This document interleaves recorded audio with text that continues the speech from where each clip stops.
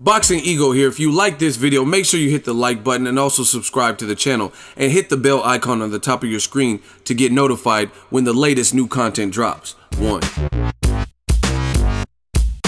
a very, very important part of these major events. He's been outstanding, absolutely outstanding. You know, with all due respect, I can't say that, you know, for main events and for Sergey. You know, I'm really not quite sure where they've been. You know, Kathy talks about, you know, her 39 years of experience, and we respect that. She obviously has a lot of experience. We'd love, you know, to get some of her suggestions. We'd love to take her input, but I'm not quite sure where she's been. Wow. I would imagine one of the suggestions would have been the HBO face-off with Max Kellerman. Andre Ward decided not to partake on it. Is that not counterproductive to the pay-per-view by just because the fans kind of expected it? Okay, that's not really accurate. Let me tell you exactly what happened. So Andre Ward, the whole purpose of Andre going to Las Vegas initially had to do directly with him appearing on the HBO pay-per-view broadcast for CANELO and CHAVEZ. The interview that he did. We felt it would be a great opportunity for us to get in front of that audience, to get in front of the Latin audience, the Latin community, both live on site, but also more importantly during the HBO broadcast.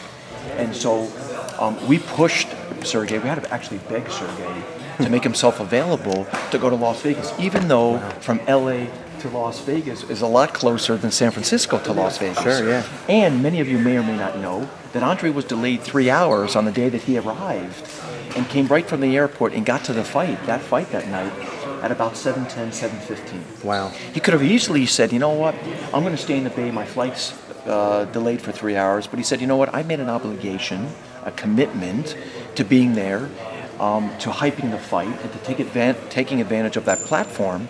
So he actually got there and went. Sergey decided not to show up.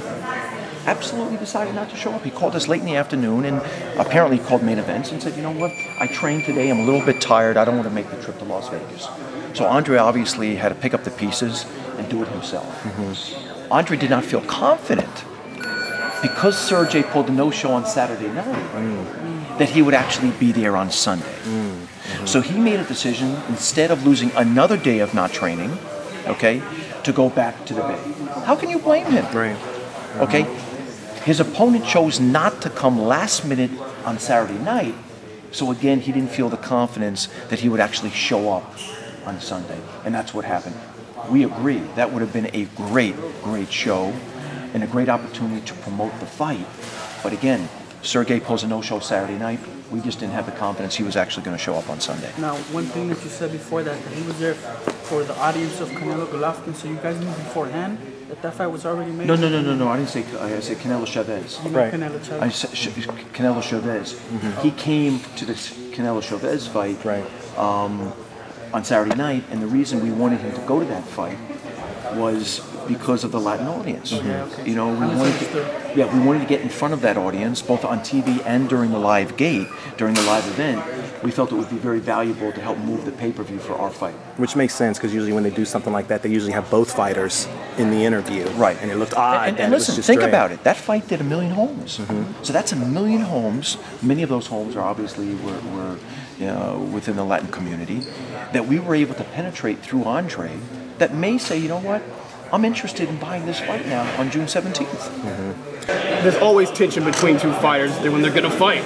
But with this second with this rematch, Kovalev's saying he wants to destroy you because he doesn't respect you. And then people are saying that maybe you've skipped the face-off and you're not showing up for certain promotions because maybe you disrespect him, or you feel like you're too good for this stuff. Can you set the record straight on that, and then how you feel about his comments about you not being a respectable man? Yeah, it's funny how when stuff like that happens, a lot of times I get the short end of the stick. You know, it's always Ward, this, it's never the benefit of the doubt, or it's rarely the benefit of the doubt, or maybe he had a good reason to not be there. I've never no-showed anything in my career, ever. And we're talking about coming up on a 13-year career in November.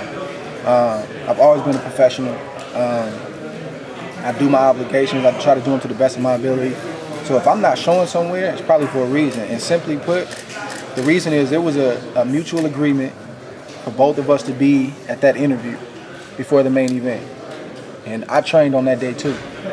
Left here, got my food on the road, got stranded at the airport for 3 hours, didn't bail and go, stayed, rushed my way to the fight, got there, no Kovalev. He didn't show. He broke the agreement. So my team said, hey man, we don't know if he's gonna be here tomorrow. I'm not gonna have you out here another extra day playing these kind of games. Go home and get some rest. And that's what I did. So I came, I packed for 2 days. He didn't show up, so he broke the agreement. So we're not playing those kind of games, you know? Thank you.